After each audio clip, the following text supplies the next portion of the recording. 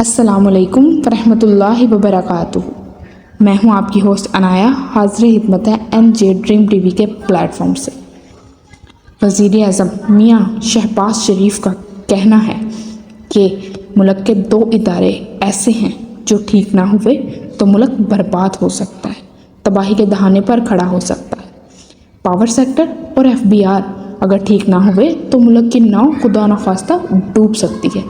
بجلی پر سیاست تو عوام کی توہین کے مترادف ہے۔ ان میں سے بعض ٹیکس ایسے ہیں جو کہ جائز ہیں، مگر مزید ٹیکس ڈالنا جائز نہیں۔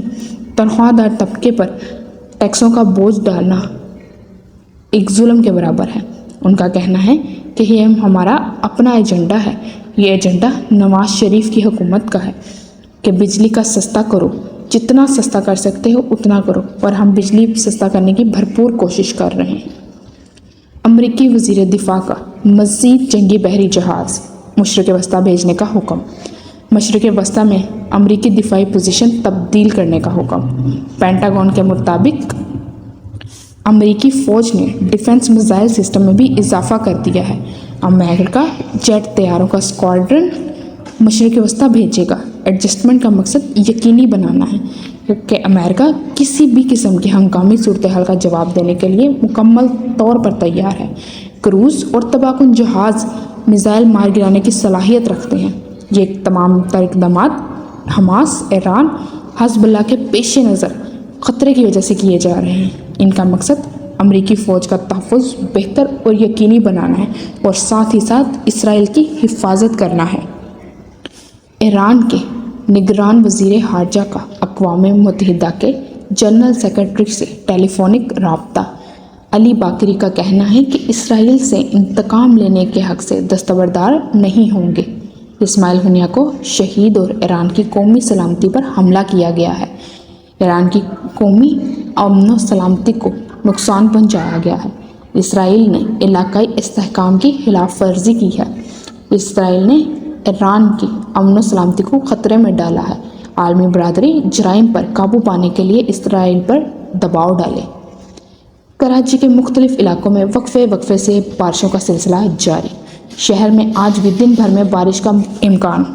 محکمہ موسمیات کے مطابق بحیرہ عرب سے آنے والی ہوائیں 6 تا 7 اگست تک اثر انداز رہیں۔ KPK اور پنجاب کے جنوبی علاقوں میں بارشیں متوقع۔ محکمہ موسمیات کے مطابق ملک بھر میں بارشوں کا امکان۔ حکومت کا تنخواہ دار طبقے کو ریلیف دینے پر غور۔ ماہانہ 1 لاکھ تک تنخواہ والوں کو ریلیف دینے کے لیے تجاویز پر غور۔ ذرائع کے مطابق 1 لاکھ آمدنی والوں پر انکم ٹیکس نہ لگانے کا فیصلہ۔ پہلے 50,000 ماہانہ والوں کو یہ رعایت تھی۔ کم تنخواہ والے سلیب کو 40 ارب کا ریلیف دینے کی تیاری۔ انکم ٹیکس ریلیف پر IMF کو اعتماد میں لیں گے۔ 5 سال میں 24 اداروں کی نجکاری کی منظوری۔ نجکاری کا مقصد تجارتی معاملات میں وفاق کا عمل دخل کم کرنا ہے۔ وفاق تو اسٹریٹجک اور ضروری SFPs تک محدود کرنا ہے۔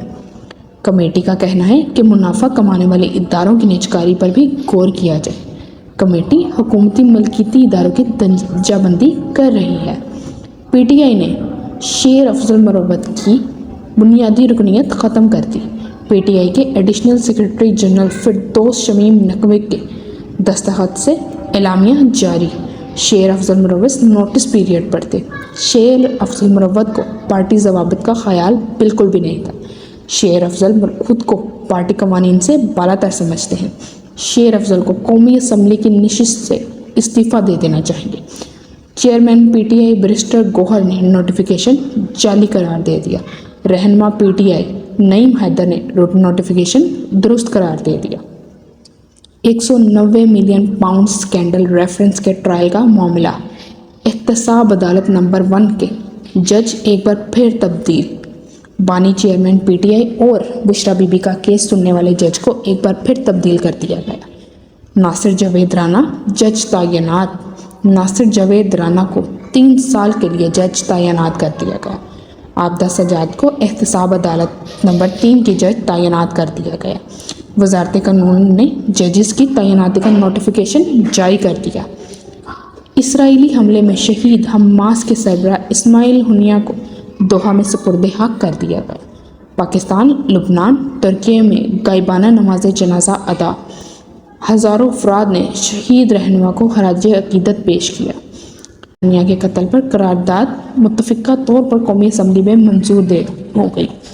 وزیر اعظم کا فلسطینی زخمیوں کو علاج کے لیے پاکستان لانے کا عزم۔ پوری دنیا بے حسی کا مظاہرہ کر رہی ہے۔ عالمی عدالت کا فیصلہ اور قراردادیں بے سود ہیں۔ حماس اور غزہ میں ملبے کے ڈھیر لگ چکے ہیں۔ یہ ملبے کا ڈھیر اٹھانے کے لیے بہت سال درکار ہیں۔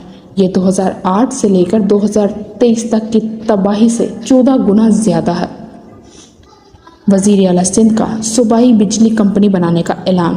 کیپیسٹی پیمنٹ کا مسئلہ حل ہو سکتا ہے، لیکن اس مسئلے پر سب کو مل کر ساتھ چلنا ہوگا۔